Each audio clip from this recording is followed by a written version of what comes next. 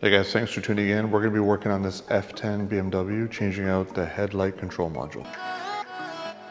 So this particular car had a dead angel eye, which has since been rectified. I'm going to show you what I did to get it fixed. So I replaced the following module because it had some corrosion. I actually got away with using a cheaper board from Amazon for about $70. I looked at the reviews. A lot of them were about 2 or 3 stars because they still had an adaptive headlight error after putting it in, but it did fix their turn signals and angel eyes and whatnot. I actually studied the board. I see there's a number of them that can't be coded properly because one side's blank and there's only logic on one side. But this one looks very similar to OEM, and for pre-LCI F10s at least, it works well. Turns out that it's not that complicated to replace provided you have a pre-LCI. You just need to initialize it via ISTA, but I was successful in replacing it and getting it coded to the car. We're going to discuss that today. So now I'll cut over to me fixing up these headlights. I had to actually open up the lens, seal it properly, and replace the angel eye rings that were in there that were on top of these because I guess the person rectified the issue by going with third party and they look terrible in my opinion. So I'll cut over to that. So a little bit of backstory on these headlights. They had these angel eye upgrades. They had this connector sitting in there. There was no driver for it. This cap was missing completely.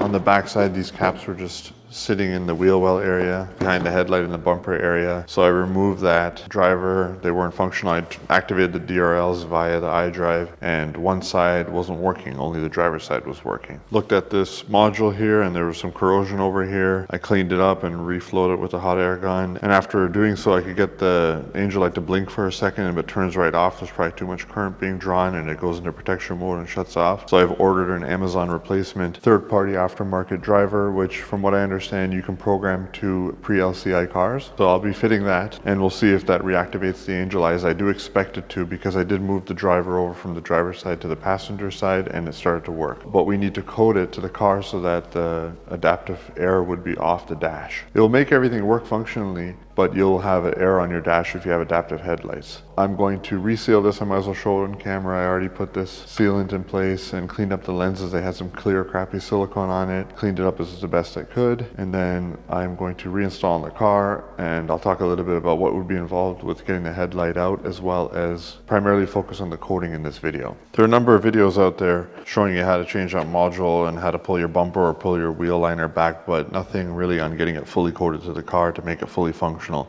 If you try and install a third-party module on an LCI, I believe you'll get an error saying it's not genuine, but on these pre-LCIs, you should be able to get away with flashing it to the car.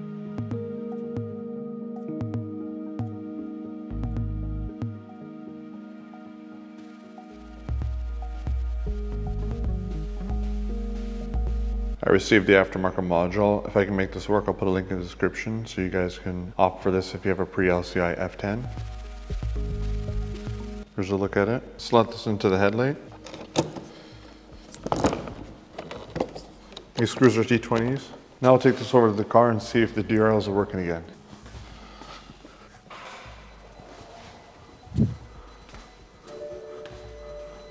There we go, they're working again. For most people that gets the job done, but we're still gonna have an error on the car, I'll show you. So we have an adaptive headlights error because they're not coded to the car, and a lot of people get stuck. There's a lot to be desired with regards to guides on how to get rid of the adaptive headlight error after you change these modules, so I'm going to try that now. I'd like to get the front end back together. For the headlight, there's 4 screws, 2 up here and then 2 below. With regards to how to get access to the module, you could remove the bumper and then remove the headlight. If you want to, you could remove that cover and you should be able to get it out if you remove your wheel. That's probably a better choice if you're just going after the adaptive module. I had the bumper off for other reasons, so I opted to go this route.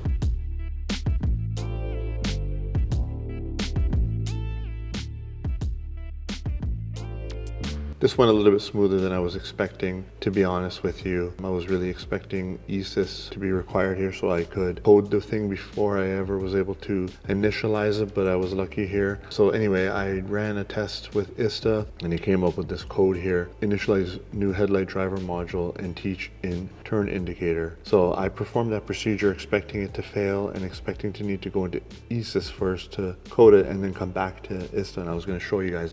In my case, it only required ISTA, and this teaching procedure worked. As you can see, I have 0 codes on this car, believe it or not. We're going to do another vehicle test. At least on this car, it's just a LIN bus communication to the TMS driver for the left and right side, and it's under the FRM. You don't see it listed individually. But how awesome is that? 0 fault codes on this car. Okay, so if it did pull up a fault code, you would click on calculate test plan. It would just jump you to what I'm going to do right here. So basically, I just jumped to what happened anyway. So initialize new headlight driver and teach in turn indicator. So when I got that fault, it basically just brought me here. It's saying it doesn't need to be initialized, continue. But it did, when I clicked continue here, it did say that the right side needed to be initialized, and it took about 10 seconds. The adaptation process for LED lights must not be carried out if one light has a fault present, blah, blah. Do you wish to start? I'm gonna still start it to show you what happened. Adaptation of LED in the left headlight is started and takes approximately 10 seconds. Adaptation in the left headlight's done. We're gonna click on continue. Now it's gonna do the right headlight. That's the one that had a new TMS module in it. So basically that's where I ended up. Hit continue.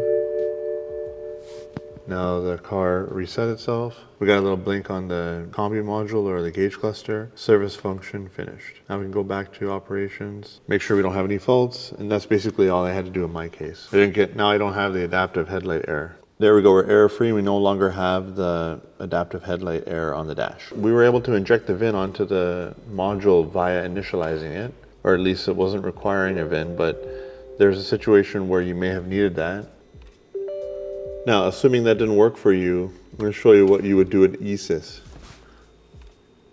I used to have this set up for my G20, but I was able to find F10 in here and select an I-step that would work. So we're going to connect to the car.